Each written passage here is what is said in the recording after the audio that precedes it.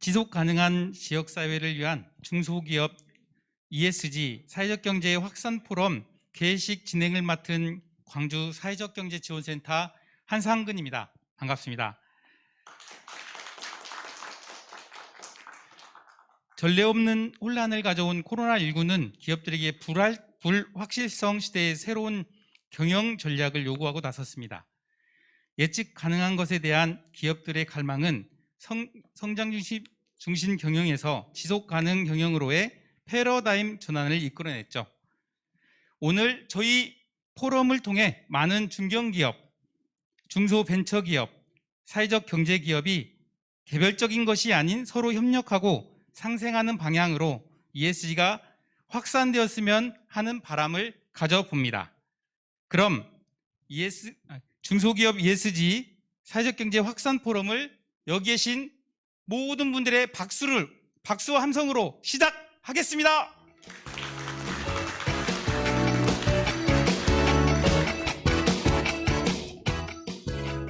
네, 그럼 먼저 오늘 이 자리를 빛내주기 위해 귀한 걸음 해주신 분들부터 한 분 한 분 소개해드리겠습니다. 먼저 내빈 소개가 있겠습니다. 현장 방역 지침으로 한정된 인원만 발제자 토론자로 현장에 참여하였고 대다수는 또 온라인 유튜버로 참여하고 계십니다. 먼저 정영일 광주 지속가능 발전협의회 상임 회장님 오셨습니다. 네, 이정환 광주광역시 의회 산업건설위원장님 오셨습니다.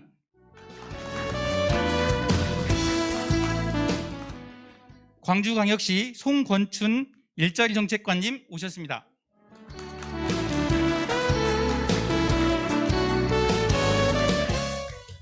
네, 윤희철 광주지속가능발전협의회 사무총장님 오셨습니다.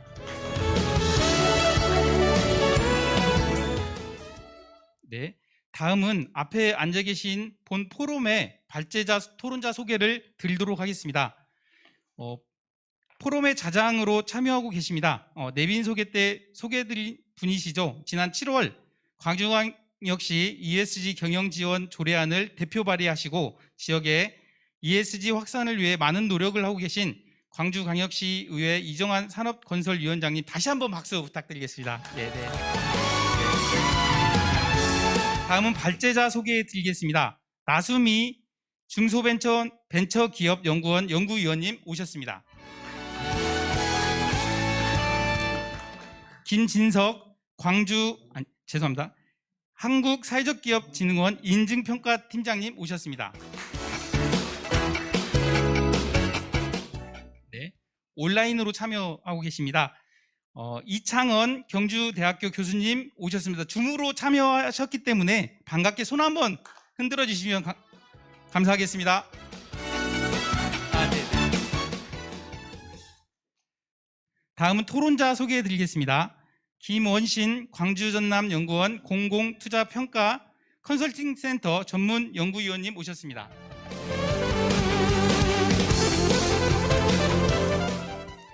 손희정 광주 소비자공익네트워크 대표님 오셨습니다.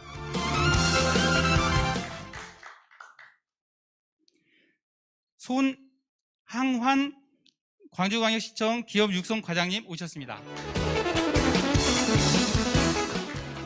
네, 그리고 마지막으로 이 공간에 대표 일꾼이신 이종국 광주사회적경제지원센터장님 오셨습니다. 다음으로 우리 ESG 경영과 사회적 경제라는 주제로 한국사회적기업진흥원 김진석 팀장님의 발표를 듣도록 하겠습니다. 네, 안녕하십니까. 오늘 저 발제를 맡은 저는 한국사회적기업진흥원 김진석 팀장입니다. 오늘 제가 발표할 주제는 ESG 경영과 사회적 경제라는 주제인데요. 앞서 그 발제 내용과 중복되는 내용은 과감히 생략하고 사회적 기업과 중소기업 관점에서 바라본 ESG 경영에 대해서 축약적으로 설명드리겠습니다. 제가 설명드린 내용들은 사실 좀 직관적으로 하려고 좀 많이 도식화했으니까 그냥 직관적으로 좀 이해를 해보셨으면 될 것 같습니다. 이 목차 순서는 뭐 그냥 화면으로 대체하도록 하겠습니다. 사회적 경제, 사회적 가치가 무엇이지 추상적으로 개념화해서 설명하려고 그러면 뭐 어려울 수도 있겠지만 화면에서 열거하고 있는 것처럼 구체적인 단어들을 조합을 떠올려 보면 그렇게 어려운 개념은 아닙니다. 개인적으로는 설명할 때 직관적으로 이해하는 것만으로도 충분하다라는 그런 생각을 합니다만 사회적 기업을 한마디로 요약해서 설명하라고 그러면 뭐 사회 문제를 비즈니스 방식으로 해결하는 기업이라고 정해볼 수 있을 것 같습니다. 같은 방식으로 사회적 가치를 한마디로 요약하면 사회 공동체가 추구하는 공익이라고 정의할 수 있는데 이런 사회적 가치는 문화적 규범, 경험, 교육, 지역, 속한 결사체 등에 대해서 많은 영향을 받습니다. 이에 따라 사회적 가치는 공공성, 다양성, 유동성, 협의성의 특성을 가지고 지금 오른쪽에 있는 거는 사회적 가치 기본법 안에서 열거하고 있는 구체적 예시인데요. 이 내용이 아까 SDG에서 설명하고 있는 내용들이나 뭐 대동소이하다라고 보시면 될 것 같습니다. ESG 관련 이슈들도 크게는 저희가 그 사회적 경제를 오랫동안 제가 여기서 몸담았던 제 입장에서는 사회적 문제의 일부라고 볼 수 있고 ESG 경영 활동이라는 뭐 그런 개념이 있는지는 모르겠는데 그거를 ESG 관점의 사회 문제를 해결해 나가면서 비즈니스를 수행하는 것이라고 이렇게 정해 보면 사회가치 추구 활동도 역시 사회적 가치 추구 활동은 ESG 경영을 포함하는 포괄적 개념으로 볼 수 있다라고 저는 이해를 하고 있습니다. 개인적으로는 뭐 사회적 가치든 ESG든 SDG든 뭐 서로 밀접하게 중첩되어 있는데 되게 유사하고 공통적인 내용이긴 하지만 관점의 차이에 따라서 강조점이 다르기 때문에 이런 뭐 개념들이 재정이 되고 있는 건 아닌가 이렇게 좀 직관적으로 생각을 해보고 있습니다. 현 정부에서는 공공부문의 사회적 가치와 사회적 경제 활성화를 국정과제로 추진하고 있으며 이에 따라서 사회적 가치를 반영한 여러 가지 정책 재설계 과정을 추진하고 있습니다. 사회가치 시현 과정에서 이런 정책 재설계 과정에서 사회가치를 실현을 하는 그런 과정에서 공공과 시장의 영역 중간에서 공공성과 경제성을 동시에 추구하는 사회적 경제의 역할을 중요시하고 있는 상황입니다. 지금 아까도 말씀드렸듯이 최근 우리나라에서도 언론 기사를 통해서 ESG 관련 키워드들이 많이 노출되고 있는 등 ESG 열풍, 폭풍이 불고 있습니다. 유럽의 경우 이미 10년 전부터 ESG 이슈의 중요성을 인지하였고 미국의 경우는 트럼프 정부 때 주춤하다가 바이든 정부 이후 다시 급물살을 타고 있는 그런 형국입니다. 소비자, 금융기관, 기업, 정책당국 등 다양한 그 주체들의 입장에서 ESG 관련 논의가 진행되고 있는데 이에 대한 입장은 크게 두 가지로 나눠지고 있습니다. 뭐 일시적 유행이겠거니 이 또한 지나가리 어떻게 하면 되겠지 많은 그런 입장이 있는가 하면 ESG 경영은 거스를 수 없는 대세이니까 적극적으로 대처를 해야 되겠다라는 이런 상반적인 입장이 있습니다. ESG 열풍에 대한 대부분의 당사자들의 실제 입장은 그 화면 중간에 머리 극적극적거리고 있는 분처럼 난감한 그런 입장인 것 같습니다. 중소기업 벤처기업들도 뭐 이렇게 준비를 하고 있다라고 하긴 하는데 사실상 더욱더 준비가 부족한 상황으로 판단하고 있습니다. 그렇다면 ESG 경영 환경이 사회적 기업, 뭐 크게는 넓게는 중소기업들에게 위기일까 기회일까요? 저는 아직은 모든 것이 불분명한 개와 늑대의 시간이라고 생각하고 있습니다. 사진에서 보시는 것처럼 어스름한 황혼역에 우리를 향해 다가오고 있는 적에 우리가 기르는 개인지 아니면 우리를 잡아먹으려고 다가오는 늑대인지 분간할 수 없는 그런 상황으로 보입니다. 그럼에도 불구하고 한 가지 확실한 것은 점점 우리에게 다가오고 있다는 것은 분명하고 이에 대한 대비는 필요하다는 점입니다. 뭐 ESG가 무엇인지에 대해서는 중첩되는 내용이니까 짧게 설명드리도록 하겠습니다. 한 가지 주의하셔야 할 점은 ESG 이슈들이 우선순위가 정해져 있는 게 아니라는 점입니다. 국가별, 지역별, 또 개별 기업별, 또 시간별로도 또 ESG 우선 이슈가 달라질 수 있습니다. 물론 ESG가 환경 이슈를 중심으로 최근에 주목을 받고 있는 건 사실이지만 사실 가장 많은 이슈는 거버넌스 관련 이슈입니다. 이 좌측 도표는 2019년도부터 2020년도에 걸쳐서 블랙록의 스튜어드십 행사하는 그런 활동을 분석한 것인데, 스튜어드십 행사가 주로 맨 밑에 거버넌스 관련돼서 행사되고 있는 것을 알 수 있습니다. 제가 말씀드리고 싶은 것은 특히 우리나라의 경우는 주식시장에서도 코리아 디스카운트라는 그런 용어들이 있잖아요. 근데 오히려 거버넌스 이슈가 가장 큰 문제가 아닌가라고 생각하고 있습니다. ESG 논의 전개 과정 이 부분에 대해서 주 이벤트별 키워드를 중심으로 정리해봤는데 참고하시기 바랍니다. 제가 하도 이게 좀 기억하기 어려워서 그 대문자 중에 주요 키워드는 빨간색으로, 예를 들어서 PRIR 인베스트먼트구나 그런 식으로 해놨으니까 빨간색 참고하셔서 기억하시면 좋지 않을까. 지금 오랜 시간을 거쳐서 각종의 가이드라인들이 제시되고 있는데, 제시된 내용들을 각 관점별로 분류해서 도표로 제가 정리 한번 해봤습니다. 이러한 각종 가이드라인들은 시간을 두고 개별적으로 순차적으로 제시되어 온 관계로 별개의 독립적인 내용으로 이렇게 보일 수 있거든요. 근데 사실 이 모든 가이드라인은 하나의 동일한 목적, 구체적으로 얘기하면 전 지구적인 지속가능 발전 목표를 달성하기 위해서 각 관점별로 이걸 준수해야 될 것 같다는 그런 사항들을 제시하는 공통적인 사항들을 정리한 것으로 이해하시면 될 것 같습니다. 2019년도 비즈니스 라운드테이블에서 언급한 내용, 그리고 이에 따라서 기업 환경의 패러다임 변화가 어떻게 되어 있는지 비교해서 정리해봤는데 참고하시기 바랍니다. 제가 계속 반복돼서 말씀드리는 내용 중에 하나인데, 사회가치는 사회관점, ESG는 투자 관점이라는 점에서 강조점의 차이가 있다는 점을 다시 한번 도표로 정리해 보았습니다. ESG 경영을 감성적으로 착한 경제를 추구한다는 그런 식으로 이해할 것이 아니라, ESG 경영도 결국 주주를 위한 장기적 투자이고 또 재무적 성과가 여전히 중요하고, 이 재무적 성과를 위한 여러 가지 활동들도 당연히 중요하다는 것을 특히 사회적 경제에서는 잊어서는 안 된다는 게 제가 계속 얘기하고 다니는 내용들입니다. 따라서 ESG 경영 이슈들을 리스크 관리 차원에서 관리할 필요가 있고요. 계속 앞서 발제자들께서 얘기하셨지만 ESG 이슈들에 대해서 선제적으로 대처할 경우에 새로운 경쟁력 확보 수단이 될 수 있다는 점 상기드리고 싶습니다.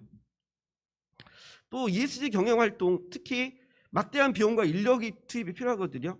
모든 것이 열악한 중소기업 입장에서는 어느 시점에 어느 수준까지 비용과 인력을 투입해야 할지를 결정하는 것도 중요한 문제라고 생각합니다. 저는 이런 결정을 할 때 기회비용과 매몰비용 관점에서도 판단해 봐야 된다는 것을 저희 사회적 기업들한테는 계속해서 조언해 드리고 있습니다. 이 모든 것이 불분명한 상황에서 자칫 인력과 비용의 투입에 적시성을 놓칠 경우 매몰비용으로 묻히고 또다시 이에 집착하다 보면 불필요한 손실로 이어질 우려가 있습니다. 혹시 내년도에 ESG 관련돼 가지고 컨설팅이나 뭐나 이렇게 하실 때도 이러한 점들을 되게 주의하셔야 될 거라고 저는 사회적 기업들한테 계속 지금 말씀드리고 있는 겁니다.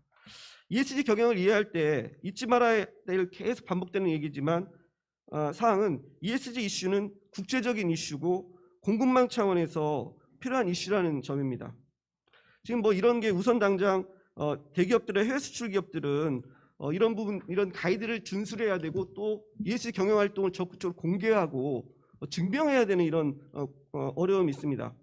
해외 ESG 경영 선진국에서들은 투자자들의 ESG 경영 관리 요구들을 해당 국가 정부에서 실제 입법화들을 통해서 이행을 강제하고 있다는 상황에 주목하셔야 합니다. 다시 말하면 ESG 경영 요구는 단순한 권고 수준이 아니라 입법을 통해서 실제로 법적으로 강제되고 있는 거고요. 우리나라의 해외 수출 관련 기업들의 경우에는 입장에서는 이러한 투자자나 관련 해외 기업들의 요구에 응할 수밖에 없는 그런 상황입니다. 도표에서 보시는 바와 같이 대기업에서는 공급망 관리를 강화하고 있는데 기존에는 그 도표의 중간 점선 부분에 즉 해당 기업과 직접 관련되는 부분만 관리하면 충분했으나 ESG 경영하에서는 점선 부분 전후의 전 과정에 대해서도 적극적인 공급망 관리를 요구받고 있는 상황으로 이해하시면 될 것 같습니다. 실제로도 국내외 글로벌 대기업에서는 공급망 차원에서 협력사인 중소기업들에게 ESG 경영에 동참을 요구하는 등 공급망 차원의 관리를 시작하고 있습니다. 이러한 이유 때문에 중소벤처 기업들, 사회적 경제 조직들에게는 ESG 경영이라고 하는 것 자체가 투자자 관점이라는 것보다는 공급망 관점에서 더욱더 큰 의미가 있다라고 생각을 하고 있습니다. ESG 경영 관련해서 예상되는 문제점에 대해서는 뭐 그린워싱, ESG 갑질, 예를 들어서 ESG 경영에 따른 각종 부담과 책임을 ESG 하청업체나 우리 연관 기업에다 넘기는 그런 부분, 그다음에 공개된 정보를 ESG 경영 관련된 정보 경영 활동을 공개를 해야 되는데 이거는 셀프 리포팅 방식이라고 하기 때문에 우리가 아무리 맞다라고 해도 이 투자자들이나 보는 사람이 그거 아닌데라고 얘기하면 뭐 이런 문제, 그리고 각기 그 투자의 기준들, 그렇죠, 평가의 기준이 다르기 때문에 일치를 하지 않아서 대체 우리는 어디에 맞춰야 될까, 이런 고민들이 있습니다. 제가 이 중에서 그린워싱에 대해서는 여기 지속가능 발전 협의회도 있어서 제가 한 가지 짚어놓고 가고 싶은 게 있습니다. 잘 아시는 것처럼 그린워싱이라는 것들은 검은 연기를 뿜어대는 그 공장 굴뚝에 거짓으로 그린색을 칠하여 유장하는 것과 같은 그런 활동으로 볼 수 있을 것 같은데요. 그린워싱에 대해서 한 가지 조금 고민해봐야 할 점은 해당 기업이 직접 의도적으로 그린워싱을 하는 경우도 물론 당연히 문제겠지만 시민단체들의 어떤 활동이 본인들도 인지하지 못하는 상태에서 대기업들의 그린워싱을 간접적으로 지원하거나 대기업들이 단히 비난받아야 될 그런 활동들을 묵인해주는 뭐 그런 역할을 하고 있다는 비판도 외국에서는 진짜 있더라고요. 예를 들어가지고 플라스틱 빨대가 꽂힌 바다거북 문제를 부각시켜 해양오염 방지 캠페인을 벌이는 것들도 뭐 넓은 의미에서 그린워싱에 해당될 수 있다라는 뭐 그런 지적도 진짜 인터넷 찾아보니까 있더라고요. 사실 해양오염의 주범이 플라스틱 빨대가 아니라 대규모 어류 혼액을 자행하는 기업형 글로벌 어업 회사들임에도 불구하고 이들로부터 막대한 후원금을 지원받은 경우 이들에 대한 비판과 감시에 소극적일 수밖에 없다라는 그런 비판들을 그 인터넷상에서 보고 이런 측면도 고려해봐야 되겠구나, 그런 생각을 해봤습니다. 그리고 화면에서 보시는 것도 제가 인터넷에서 찾아본 거 있는데 지구 환경을 구하기 위해서 가장 먼저 변해야 될 것은 우리가 아니라 기업들, 특히 대기업들이다라는 뭐 그런 얘기들도 있습니다. 이 대기업들의 그린워싱에 동원되는 치어리더가 되는 것을 뭐 경계해야 된다, 뭐 그런 것도 있어서 이런 부분도 한번 좀 생각을 해봐야 되는 건 아닌가? 뭐 그런 고민을 갖습니다. 사회적 기업이 추구하는 사회적 가치 추구 활동과 일반 기업이 추구하는 뭐 ESG 경영 추구 활동을 비교해서 그냥 제가 이해하고 있는 걸 정리해 본 거거든요. 도표에서 보시는 것처럼 양자는 상호대칭 관계가 이루고 있다는 걸 쉽게 좀 발견해 볼 수 있어요. 사회적 기업들에게 자유경영 공시와 사회적 가치 측정이 중요하다라고 그러면 중요하다라고 그러면 ESG 경영에서는 ESG 관련된 경영 정보 공개하고 평가 측정이 되게 중요하거든요. 근데 차이점이라고 한다라고 그러면 사회적 기업이 주목하고 있는 사회 문제는 조금 전반적으로 폭이 넓은 거고 ESG ESG 경영 같은 경우는 주로 ESG 이슈와 관련된 제한된 사회 문제에 포커스를 맞추고 있고 주로 리스크 매니지먼트 차원의 접근이라는 점이라고 볼 수 있을 것 같습니다. 뭐 ESG 경영 체계라는 말이 지금 뭐 어떻게 정해진 건 아니지만 기본적으로 뼈대나 구조 측면에서 일반적인 기업 경영 체계와 별다른 차이가 없다라고 보입니다. 사실 이런 ESG 경영이라고 하는 것 자체가 있는지도 없는지도 모르겠어요. 다만 ESG 경영 전략 수립 시 고려해야 될 관점이 기존의 재무적 관점에서 비재무적 관점이 추가되었다는 그러한 점입니다.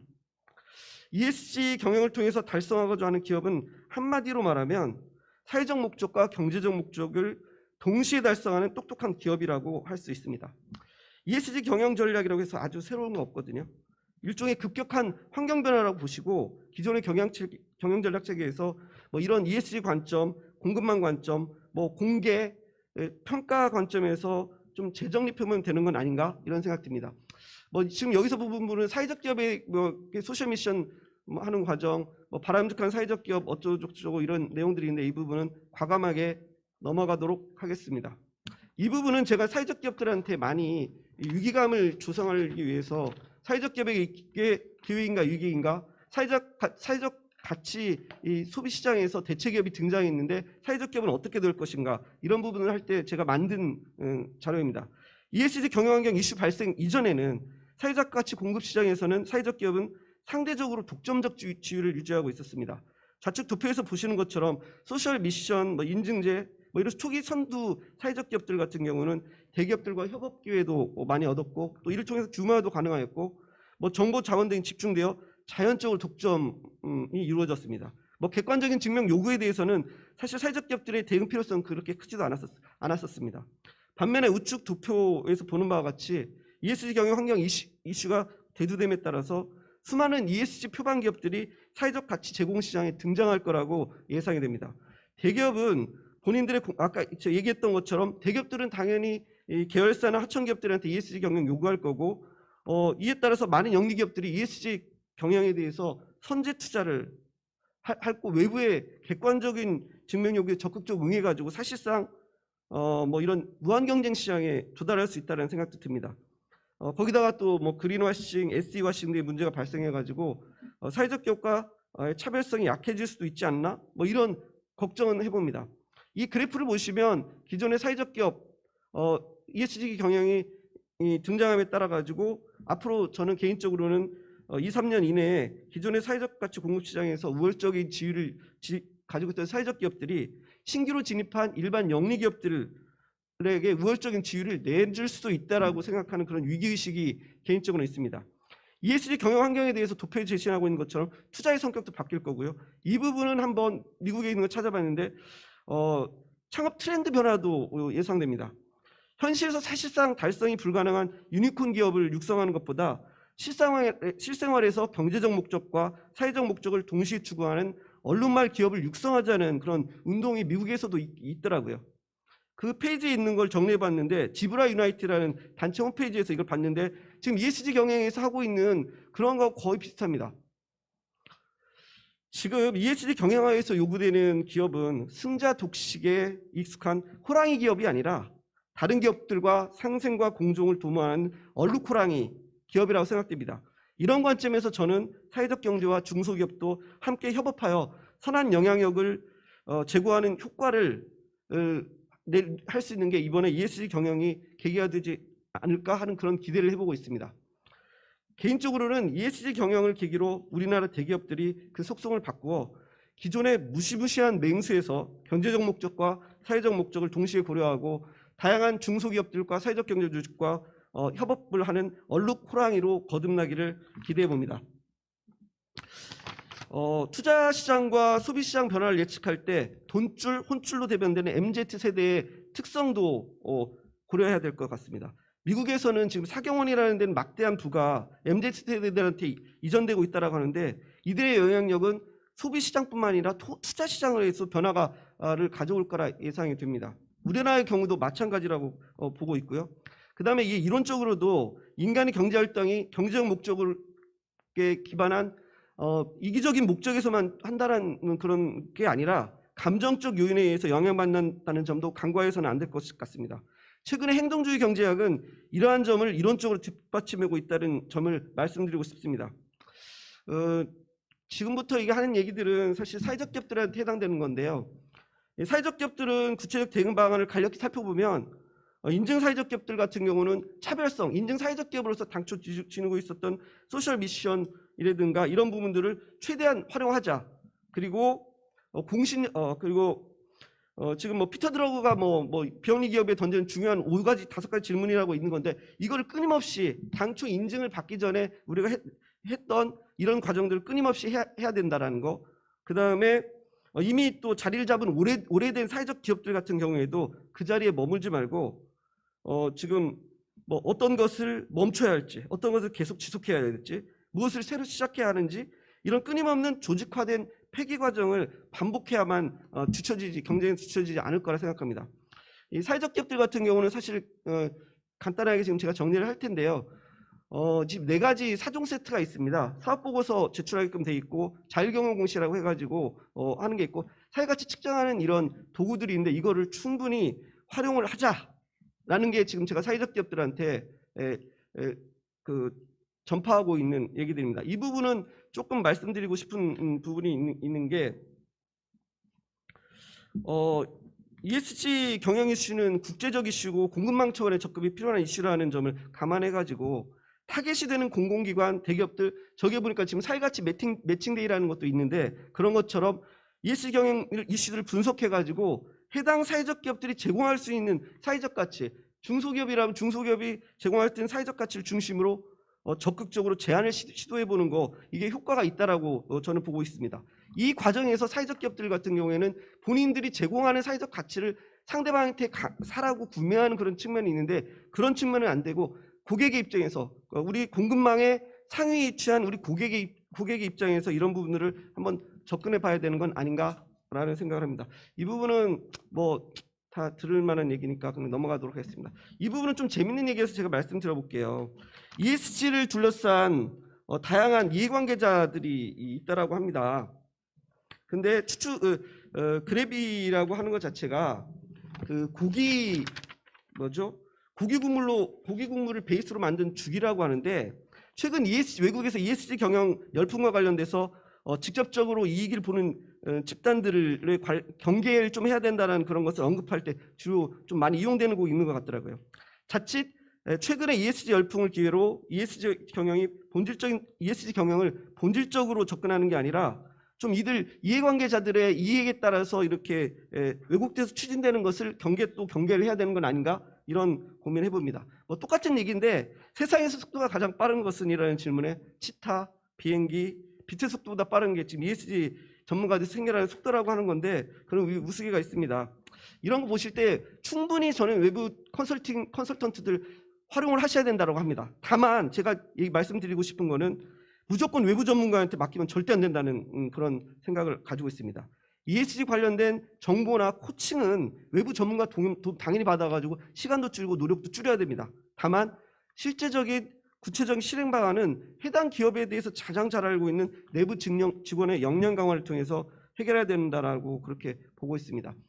지금 이건 뭐 거의 다 정리가 됐는데요.